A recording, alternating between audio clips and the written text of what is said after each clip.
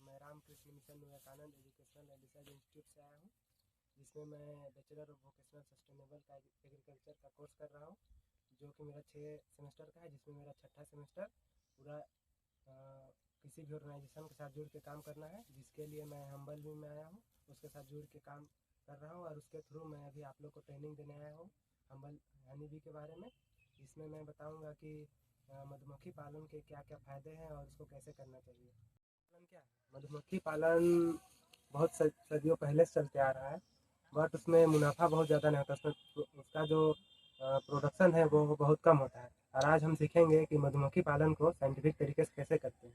और इसमें ज़्यादा मेहनत करने का ज़रूरत नहीं पड़ता है, थोड़ा बहुत समय देने से मधुमक्खी पालन अच्छे से हो जाता है। इसको हम विस्तार से जानेंगे कि कैसे कैसे मधुमक्खी पालन करते हैं। जानकारी लेने की ज़रूरत है कि हम हमारे आसपास में कौन कौन चीज़ का खेती होता है और किस किस सीजन में होता है।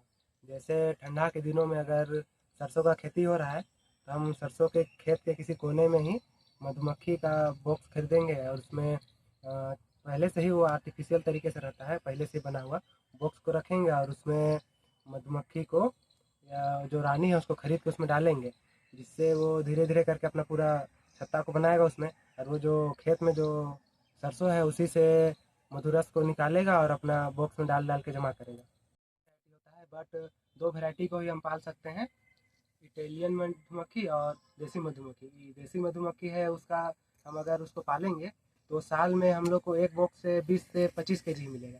बट जो इटालियन मधुमक्खी है उसको अगर हम पालेंगे तो साल में हमें 40 से 50 केजी तक शहद दे सकता है, जिससे हमें ज़्यादा फ़ायदा होगा।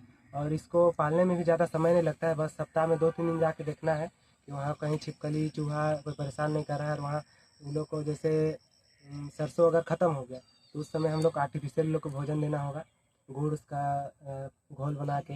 जैसे हम लोग का जगह में अगर फूल सब चीज़ सीजन ख़त्म हो गया, फूल नहीं है, तो उसको हम बॉक्स को उसका जो मुंह होता है उसको बंद करके उन लोग को दूसरा जगह ट्रांसफ़र भी ले जा सकते हैं, जहाँ पे फूल वूल होगा वहाँ पे ले जाकर उसको रख देंगे, जिससे वो वहाँ पास से अपना मधुरस लेंगे और अपना छत्ता में जमा करेंगे, और जिससे हमें मतलब मधु मिलेगा। मतलब दूसरा जगह में भी उन लोग को हम पलायन करा सकते हैं। बेसिक क्या क्या उपकरण का ज़रूरत है? बी बॉक्स का ज़रूरत है, और बी स्टैंड, और फिर उसको एक्सट्रैक्ट करने के लिए एक्सट्रैक्टर मशीन, चाकू, ग्लव्स, ये सब का बेसिक चीज़ का ज़रूरत है। बी बॉक्स हम लोग को ज़्यादा नहीं 2-3 हज़ार में मिल जाएगा, जो एक बार लाइएगा उसके बाद उसका बार बार यूज कर सकते हैं।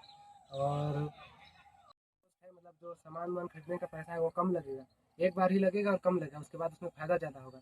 और ये मधुमक्खी पालन का और भी फ़ायदा है, जैसे हम कोई भी क्रॉप लगाए हैं अपना खेत में, जैसे मधुमक्खी पालन हम यहीं पे कर रहे हैं, तो मधुमक्खी को तो हम सप्ताह में 1-2 दिन जाके देखेंगे, और जो मधुमक्खी है वो एक फूल से दूसरे फूल में रस लेके जाएंगे, तो जिससे पोलिनेशन अच्छा होगा, जिससे हमारा जो खेती है उसका प्रोडक्शन भी 30 से 40% तक बढ़ जाता है। और इससे हमें ज़्यादा फ़ायदा होगा, उधर प्रोडक्शन भी ज़्यादा होगा, इधर हमें मधुर रस भी मिलेगा, इससे फ़ायदा होगा।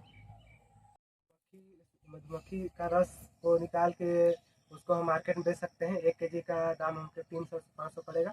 उसका जो छत्ता है उससे जो मोम निकलता है रस निकालने के बाद, उससे हम मोमबत्ती बना सकते हैं, कॉस्मेटिक का सामान बना सकते हैं। और उसको प्रोसेसिंग करके अलग अलग मतलब ज़्यादा उपयोग करके हम कॉस्मेटिक सामान, मोमबत्ती आदि बना के उसको भी बेच सकते हैं, जिससे हमें और ज़्यादा फ़ायदा होगा। किसी चीज़ का मतलब सही से समझ में नहीं आया तो उसके बारे में आप पूछ सकते हैं। उन लोगों ने मुझे अच्छे से सुना, मेरे बातों को सुना, और इतना ज़्यादा अपना कीमती टाइम दिया, मेरे सारे बातों को ध्यान दिया। उम्मीद करता हूँ आप मधुमक्खी पालन को अपनाएंगे। धन्यवाद।